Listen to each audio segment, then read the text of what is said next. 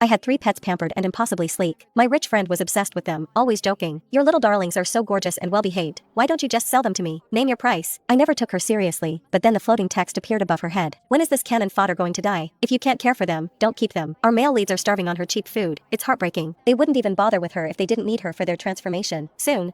The cannon fodder has a brain tumor and no money for treatment. She's going to die any minute now. Once she's gone, the 3 male leads can go home with the female lead and start their happily ever after.